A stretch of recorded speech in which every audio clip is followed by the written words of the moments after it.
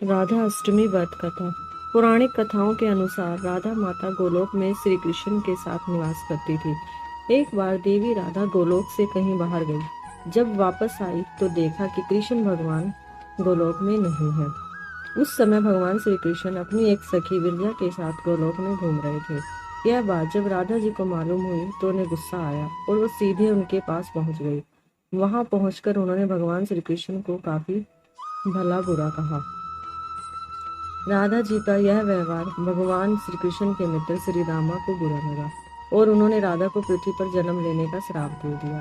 राधा रानी को इतने गुस्से में देखकर कृष्ण भगवान की सखी विरजा भी वहां से चली गई। इस श्राप के बाद राधा ने बदले में श्री रामा को श्राप देते हुए राक्षस कुल में जन्म लेने का श्राप दे दिया। राधा रानी के द्वारा दिए गए श्राप कारण श्री रामा का जन्म शंखचूड़ दानव के रूप में हुआ था। दानव में जन्म लेने के बाद भी भगवान विष्णु का अनन्य भक्त बना रहा। वहीं दूसरी ओर राधा रानी ने भी पृथ्वी पर विश्वभानु के घर पुत्री के रूप में जन्म लिया, लेकिन राधा रानी विश्वभानु जी की पत्नी देवी कीर्ति के गर्भ से नहीं जन्मी थी। दरअसल जिस समय श्री राम और राधा रानी ने एक दूसरे को श्राप दिया, तब भगवान श्री कृष्ण ने राधा रानी से कहा कि आपको पृथ्वी पर देवी कीर्ति और विश्वभानु जी के पुत्री के रूप में रहना है।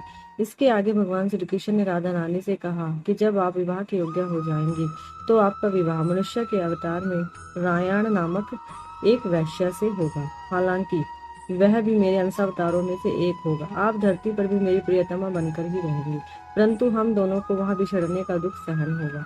हे राधा रानी, अब आप धरती पर जन्म लेने की तैयारी करें। संसारिक दृष्टि में देवी कीर्ति गर्भवती हुई और उन्हें प्रसव भी हुआ, लेकिन देवी कीर्ति के गर्भ में योग माया की प्रेरणा से वायु का प्रवेश हुआ और उन्होंने वायु को ही जन्म दिया।